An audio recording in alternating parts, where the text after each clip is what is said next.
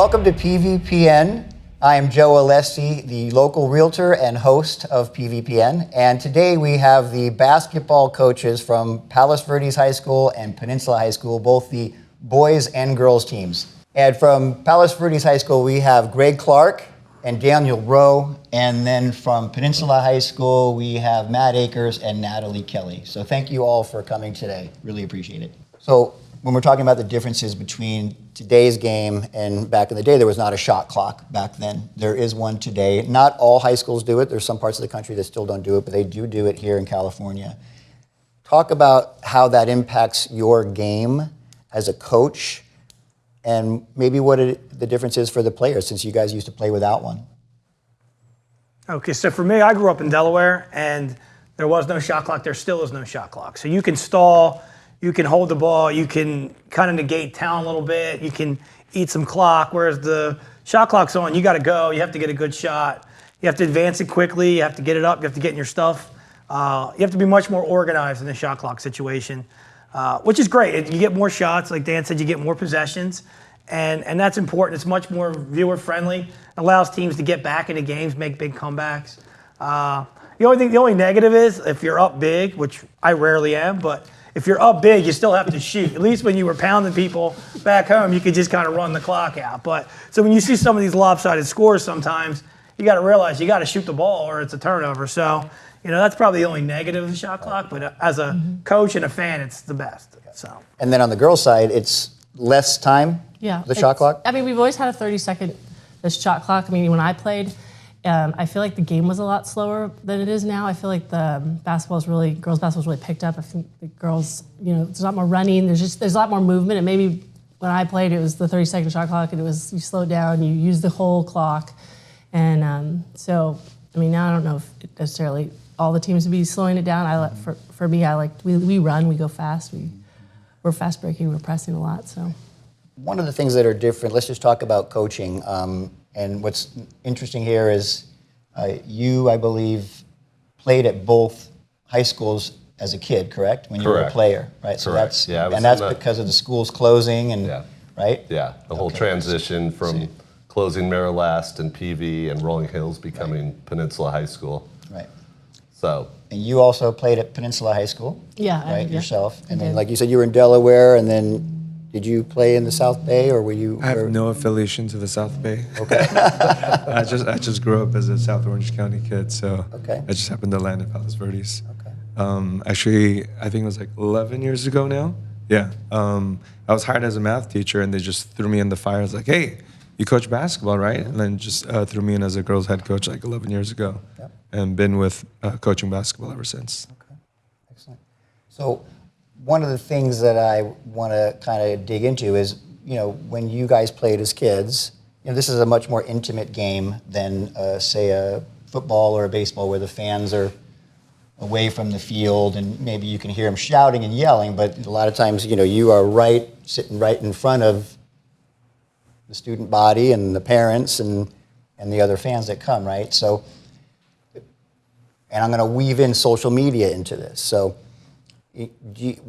talk about the scrutiny level that is there, and is that something that you pay attention to that has come up where because everyone seems to have an iPhone these days, and they're out there filming their own kid, and they're they can film anything they want to. So, are you experiencing anything on the social media level that's impacting your coaching in one way or another? And what is that effect?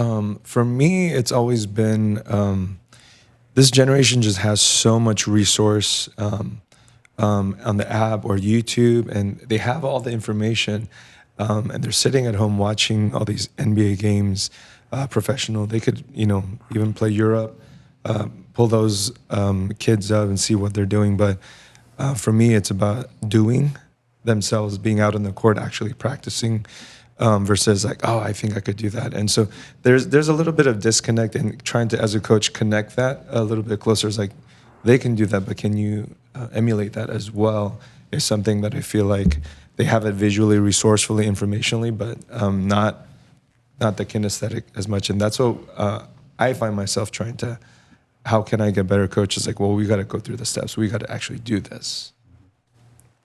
Yeah, I think there's a lot of, it's a lot of frauds out there too, a little bit, because the editing button is such a powerful thing. You can look great on a clip tape. I can take the best plays I've made all season, put a clip tape together, look pretty good. But you put the rest of the tape together, and I was 6 for 30.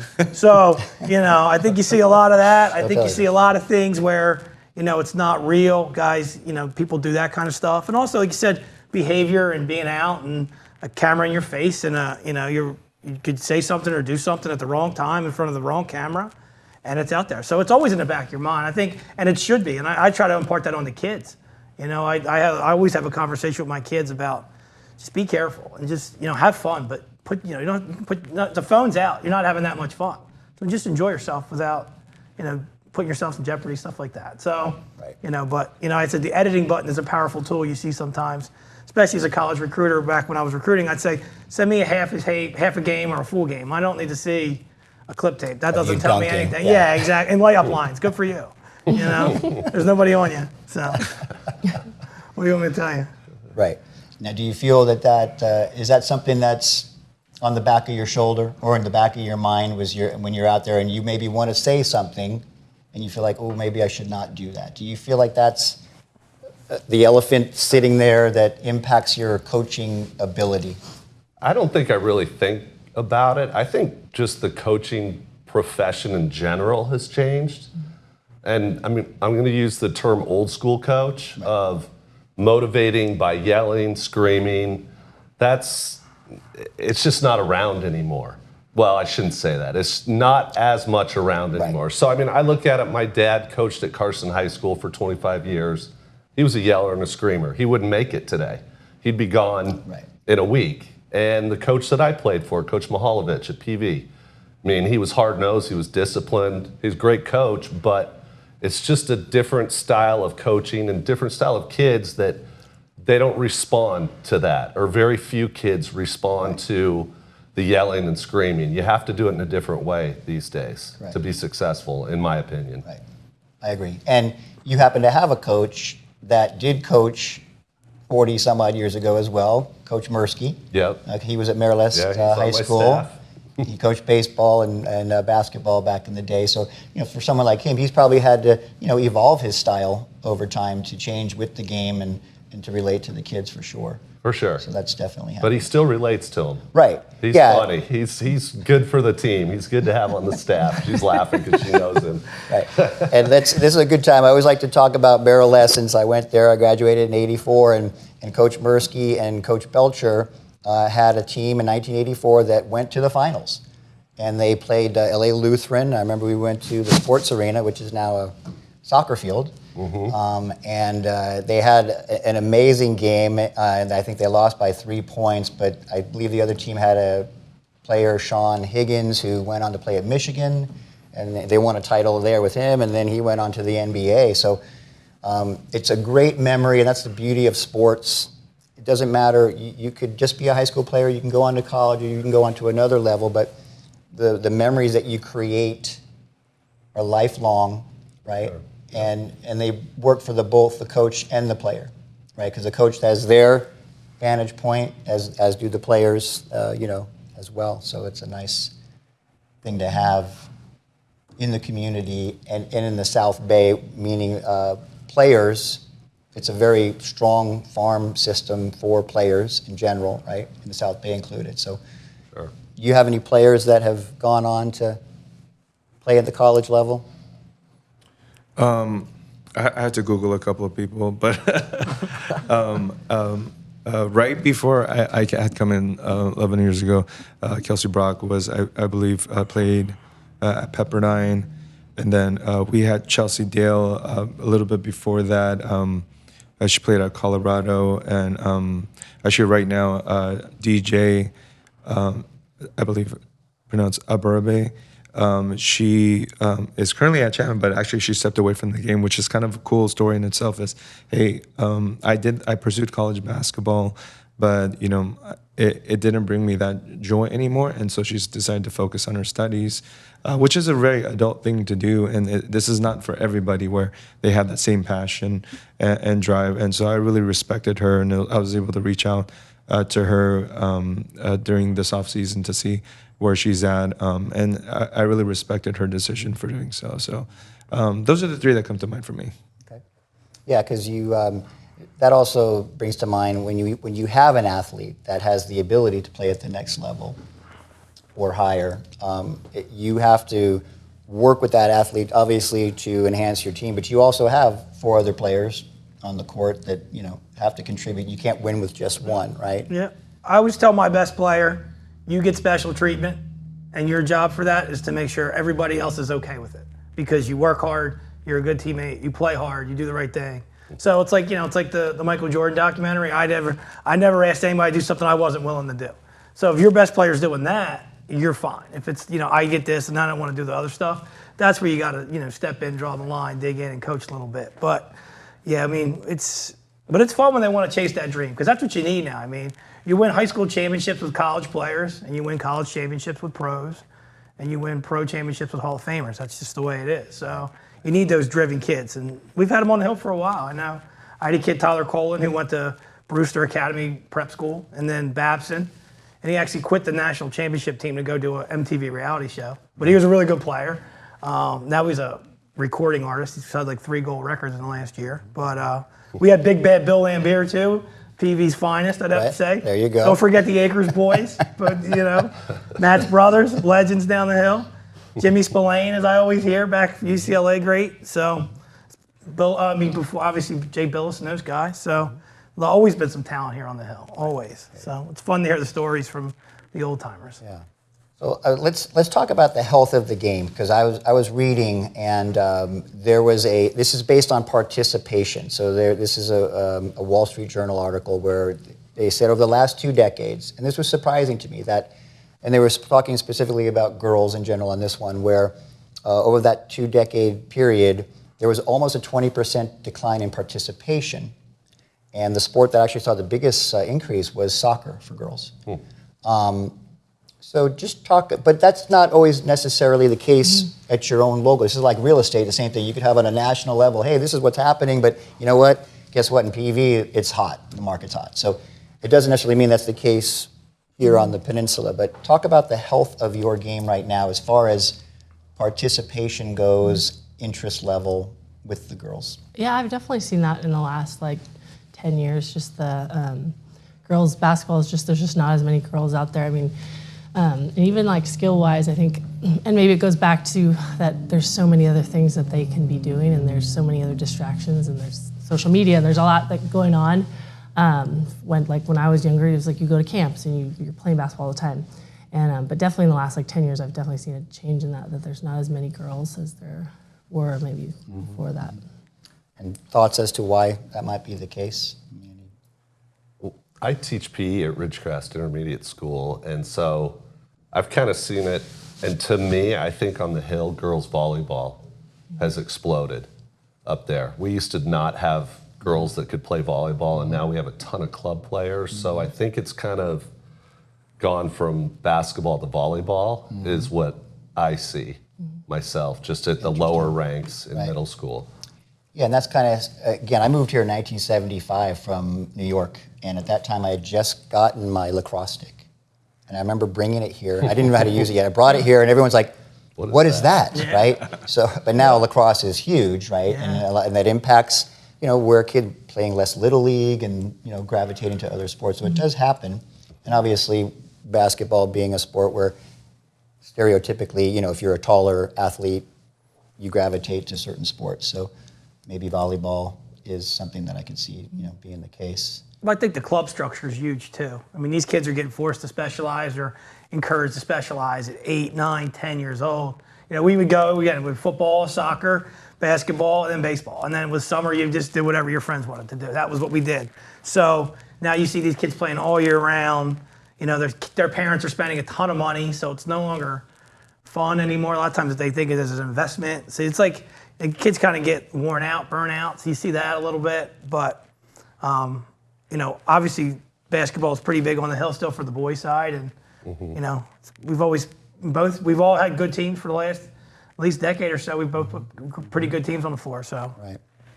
Yeah, this is a quote from that article, and I'm reading it because it surprises me, right? And it's a good conversation piece. But this is from a basketball coach at New Albany High School. Her name is Shelley Glebe. She says, I think the biggest reason for girls not participating in basketball, and I know this is silly, it's not a cute sport. She said she hopes the practice of the WNBA players wearing glamorous outfits into arenas helps the game appeal to more teenagers. So first off, I'm surprised that we're even hearing that in today's world, right? I think it's silly, but is there any element of truth to that, as far as, just being a girl and seeing yourself fit into a certain sport? Is there anything? I don't know if it's about maybe not necessarily the fact that it's the girly part of it, but I think basketball is very contact, and it's gotten very contact. I mean, the concussions that I've had a lot of players with concussion. I mean, it's very contact. It's very physical. I think just the girls are just more athletic. They're stronger. They're and when you play, they play hard. And I think it's maybe not necessarily that aspect of it, but more of the contact, and not it's not for everyone. Right. You also can't discredit the explosion of soccer with the women's national team and what they've been to the country for the last, almost 25 years now, since '99. I mean, that was awesome, and they've been building on that ever since. And those women are household names. So I think that, you look at media and how it affects and what you see. You see Mia Hamm, you see Alex Morgan, you see the next crop coming up. Right. So I think soccer's the most forward sport for women they have right now. So it makes sense that that's what the girls are playing. Yeah, interesting. If I could, put in a plug, because I think during this pandemic, kids have been just sitting at home. And if I'm hearing things correctly of just various stuff, I want to shout out like HBYB, their youth leagues. They're trying to start it up out of their normal season. I know Torrance Rec League has started in PVYBL right here on the hill. They've gone right back into it, and there's kind of been overwhelming response with a lot of weightlifting. So I think, just to have this conversation, it's not just about the sport itself, but locally for us, like being out in the community and knowing that there's, a program, a high school program, a stable program, that the kids could actually, dream about, hey, I want to play at that high school, and I want to play for that school. I want to play basketball. So I think that's also very important, just to kind of be a presence in the community and play the cards right, because obviously, we want to see, continue to see more and more basketball players come up for the health of the sport, and that way we have a job as well. Yeah, that's true. That's important too. I'm Joe Alessi. I am a broker associate with RE/MAX Estate Properties.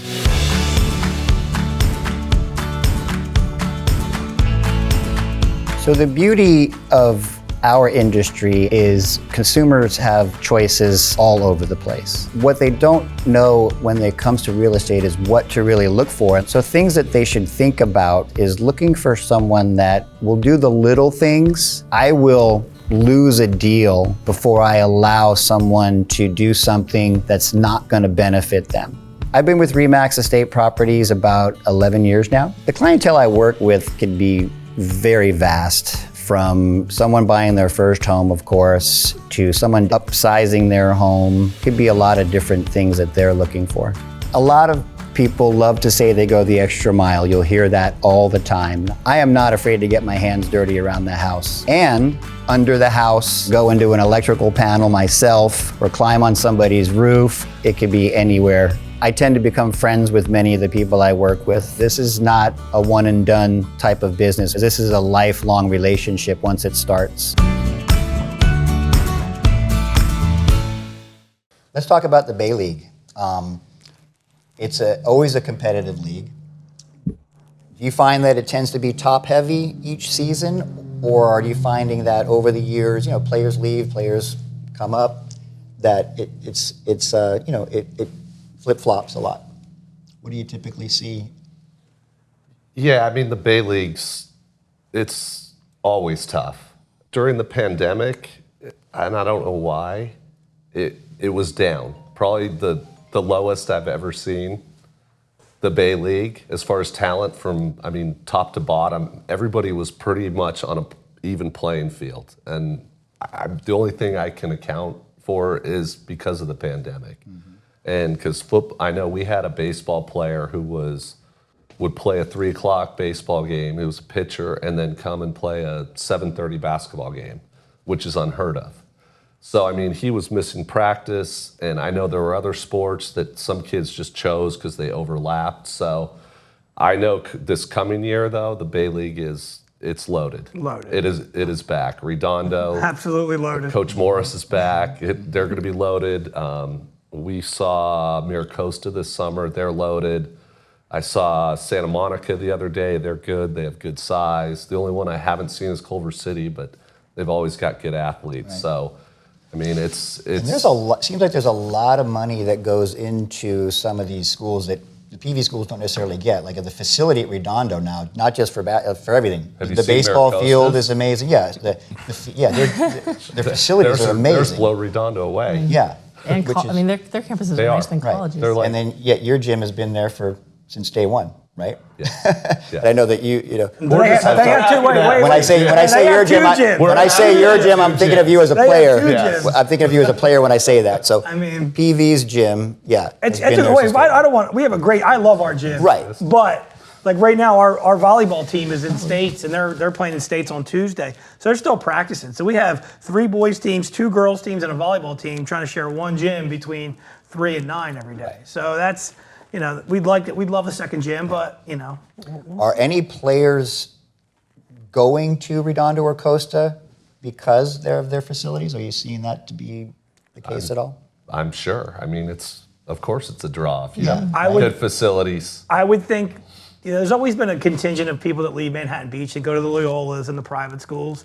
And I think that the facilities and on top of, you know, Neil being a really good basketball coach, guys are staying home, and basketball has been emphasized over there. Their former athletic director, Glenn Marks, is a South Bay legend, so he really put a lot of time into that program. So they've done a good job, and this is probably, I don't know about you, man, I think it's probably the best team they've had since I've been in the South Bay, since they're really good this year. So My senior year in high school, they were really good, and I would equate them to about that this Yeah, year.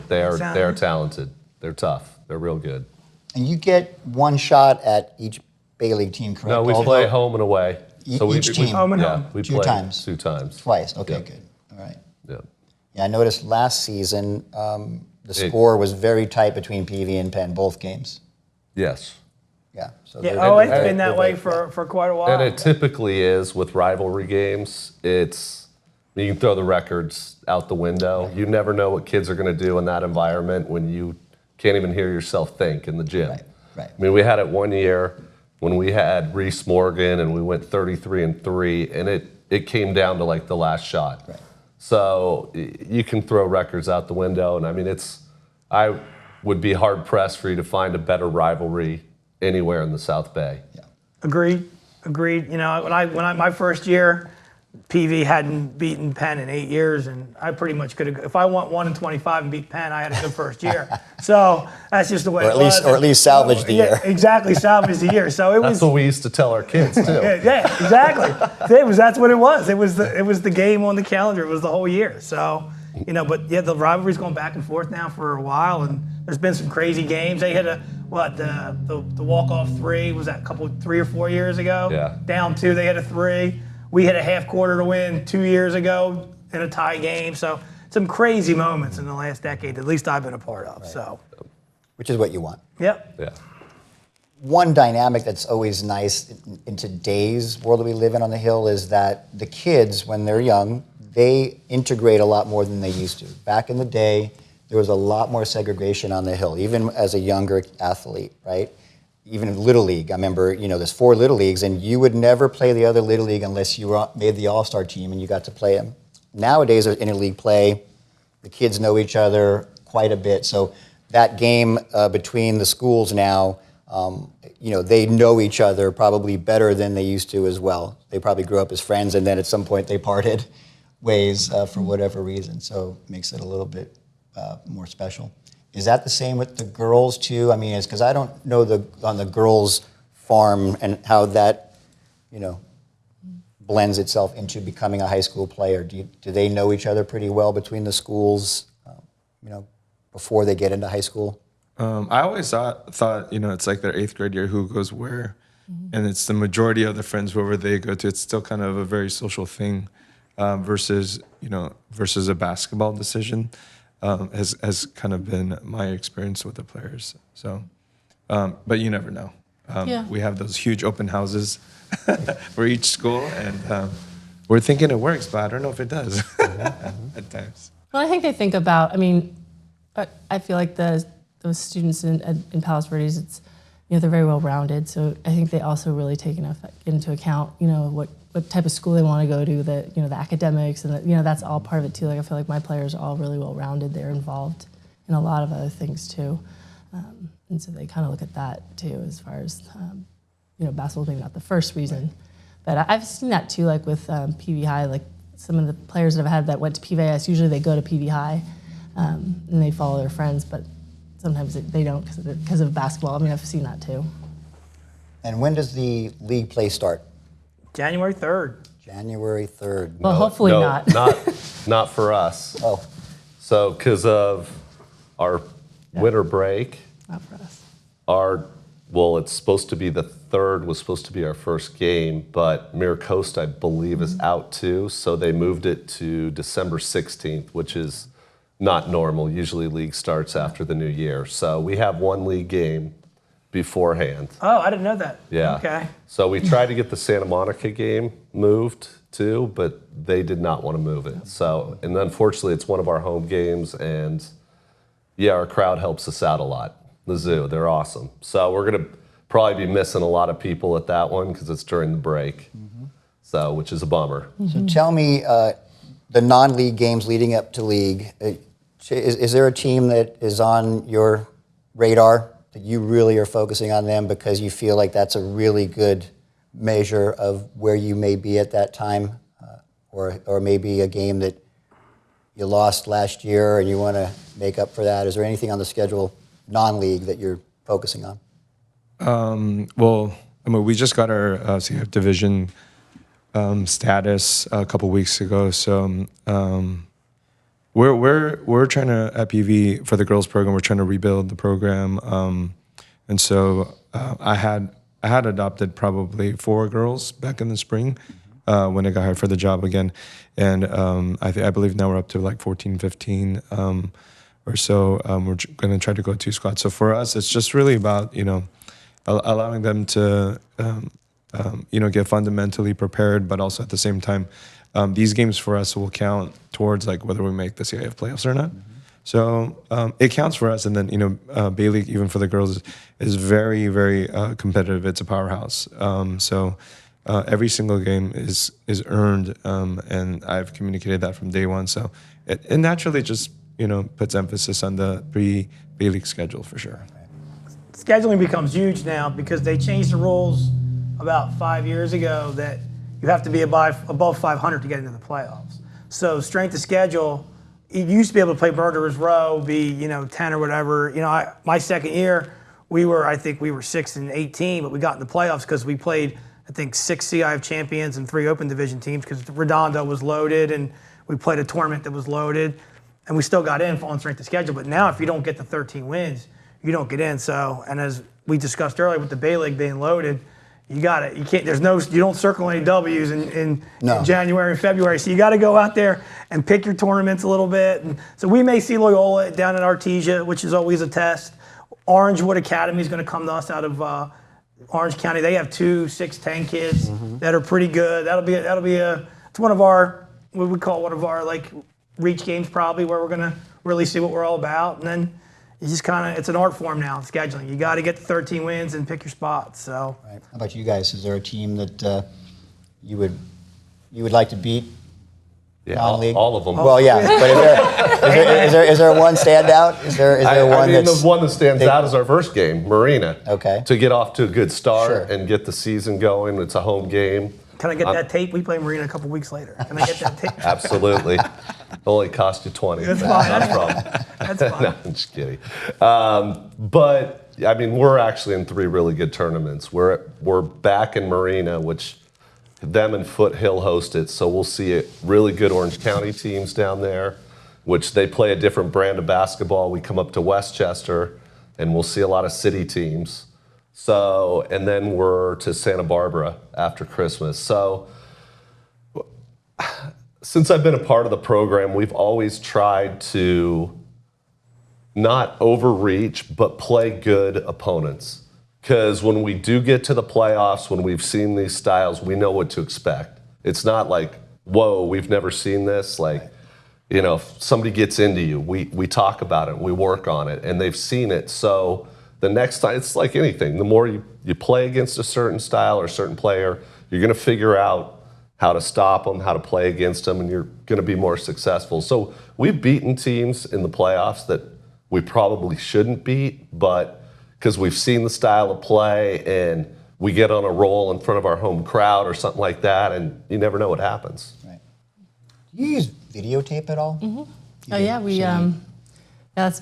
film all of our games, and we've been using Huddle for, I guess, from the very beginning when it first started up, and we put all our film on Huddle. And so you'll have a day like football where you get together as a team and you'll go through everything. Do you do it in that fashion, or sometimes do we you watch? just look at yourself? Usually the coaches, we mostly watch it, but I do put it up there for them to watch it too. So I mean, I've definitely had a lot of players in the past few years that are very into watching film, and they will look and watch the film and go over it and over it, and they want to see. They also want to know if I get filmed for playoffs. They want to know who are playing, and they want to see the film, and so it's definitely a big tool, big resource. Huge tool. Yeah. Now, one difference that I know of coming into this season is Brian Edelman was the coach coming into the year. We wish him the best right now. He's dealing with some things, and you're going to be taking over the team. Oops. And then Matt over here, this is your first season as the head coach, Correct. So this is going to be the first time that you guys are going to coach against one another, right? And you two have coached against one another before, correct? Yeah, 11 and 10 years ago. Okay. So 10 years ago? maybe 11 and 12. I don't know. I lost count. Well, you were Time with, just you were with flies. me in 14-15. Yeah. So yeah, that's when you came over to be Yeah. my assistant. So yeah, no, it'd be fun. I mean, again, Matt and I have known each other for a while, and we've always gotten along. And I got along with Jimmy when Jimmy was there, and it's fun. Like you said, there's not a better rivalry. Right. There's not a better environment, to be honest. And I'll be honest, I don't know of a place, to their credit, that has a better home court advantage than Peninsula. It's not an easy place to play or win. So going up there every year is a stretch, and then you come down to us and the Red Tide. God bless them; they get after it. I love them. Right. So we got a pretty good crowd too. And there was, Sure. there was no red tide back in the day, right? There wasn't the student section that had their own cheers outside of the cheerleaders, right? No. So that's a crazy element. It makes it a ton of fun. I think Duke's the one that's really propelled the student sections, and for that, because people have just run with it since the Cameron Crazies, that started at Duke, but you see it all over the place now. But they were the pioneers of it for sure. Beautiful. Well, I wish you all the best of luck this season. Thank you again for coming down, and look forward to seeing how the years play out for everybody. So thank you so much for tuning in today, and please subscribe if you're enjoying yourself. Thank you so much.